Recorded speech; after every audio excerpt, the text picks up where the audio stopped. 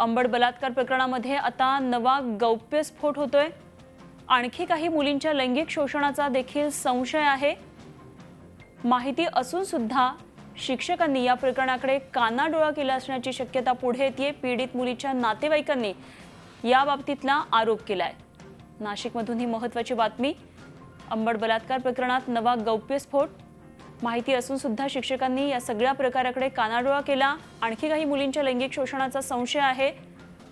इंग्रजी माध्यमिक शाळेमध्ये अल्पवयीन विद्यार्थिनीवर झालेल्या सामूहिक बलात्कार प्रकरणी नवीन धक्कादायक माहिती ही उजेडात आली आहे। पीडित मुलीवर तिच्याच शाळेमध्ये शिकणाऱ्या 6 अल्पवयीन मुलांनी बलात्कार केल्याची घटना अंबड पोलीस ठाण्याच्या हद्दीत घडली आहे। ती मुलं पीडित मुलीला ब्लॅकमेल करत असल्याची माहिती देखील शाळेतल्या शिक्षकांना आणि प्राचार्यांना होती। मात्र शाळा व्यवस्थापनानं योग्य वेळी कारवाई केली नाही असा आरोप पीडित मुलीच्या नातेवाईकांनी केलाय। या शाळेमध्ये इतरही अनेक मुलींबाबत असे प्रकार घडल्याची स्फोटक माहितीही त्यांनी दिली आहे।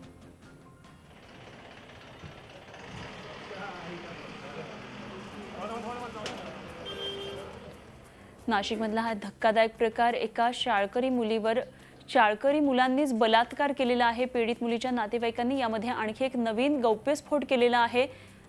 अशाच प्रकारे आणखी काही मुली सुद्धा वासनेच्या बळी पडल्या असण्याची शक्यता आहे। शाळा व्यवस्थापनानं याकडे कानाडोळा केलेला आहे। सामूहिक बलात्कार प्रकरणी हा नवीन धक्कादायक खुलासा नाशिकमधल्या या प्रकरणामधून आता पुढे येतोय।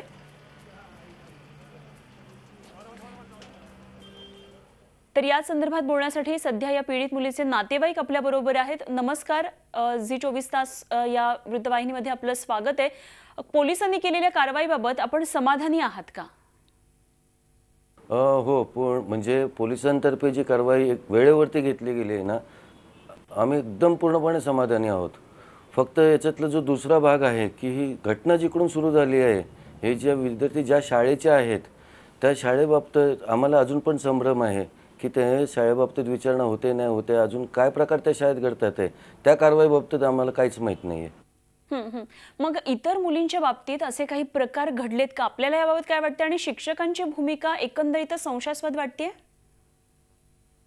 सर, कसं आहे, ही शाळा ज्या परिसरात आहे त्या परिसरामध्ये त्या परिसराच्या बाजूचे जे सोसायटी आहे, पोरं आहेत, टवाळखोर आहेत, अक्षरशः शाळा सुटल्यानंतर सुटायच्या पहिले छोट्या छोट्या मुलींना चिडवायचं, हात धरून खेचायचं, हे सगळ्या घटना घडतात। तर असं तर होऊ शकत नाही की तिथल्या टीचरांना माहिती असेल ना प्रिन्सिपलला माहिती असेल, कारण ती नामवंत शाळा आहे। आणि एवढं तर नक्की आहे की ही घटना इथपर्यंत होऊ शकते आणि हे तिथे माहीत नसेल, हे कोणीच विश्वास ठेवू शकत नाही। खरंय, पण मग हा जो सगळा प्रकार घडलेला आहे त्याला शाळा आणि शाळेतले शिक्षक जबाबदार आहेत असं आपल्याला वाटतंय? सर, कसं आहे, ही शाळा ज्या परिसरात आहे त्या परिसरामध्ये त्या परिसराच्या बाजूचे जे सोसायटी आहे, पोरं आहेत, टवाळखोर आहेत, अक्षरशः शाळा सुटल्यानंतर सुटायच्या पहिले छोट्या छोट्या मुलींना चिडवायचं, हात धरून खेचायचं, हे सगळ्या घटना घडतात। तर असं तर होऊ शकत नाही की तिथल्या टीचरांना माहिती असेल ना प्रिन्सिपलला माहिती असेल, कारण ती नामवंत शाळा आहे। खरंय, 100%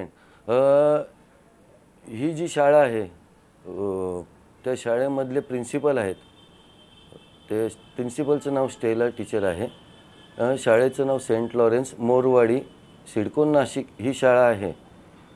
दुर्दैवाने या पीडित मुली तिथे लहानपणापासून म्हणजे ज्युनियर सिनियरपासून शिकतात आहे।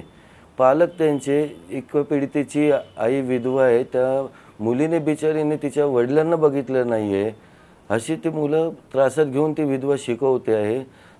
इव्हन दुसरी पीडित आहे, तिचं तर असं आम्हाला कळलं की काल रात्री तिच्या आजोबांचं निधन झालं हृदयविकारानं।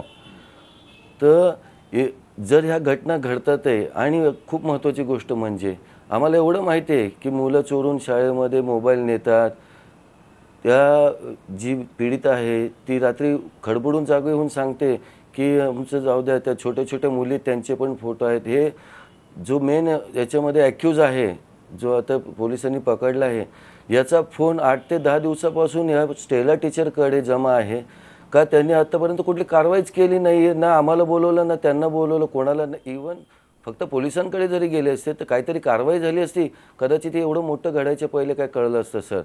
तर त्या एवढं आम्हाला तर नक्की वाटतंय की ह्यामध्ये आहे ना तिथल्या स्टाफचा यांचा ह्या रॅकेटमध्ये 100% हात आहे सर. खरे आणि या बाबतीतला निश्चितच पोलीस पुढे छडा लावतील. आपण झी 24 तास बरोबर बोललात त्याबद्दल खूप खूप धन्यवाद. एकंदरीतच नाशिकमधला धक्कादायक प्रकार, एका प्रथितयश शाळेमध्ये असा प्रकार घडतोय आणि याबाबत जर पोलीस अजून पुढे काही पावलं उचलत नसतील आणि शाळेनं अशा प्रकारे जर कानाडोळा केला असेल तर हे निश्चितच अत्यंत धक्कादायक आहे.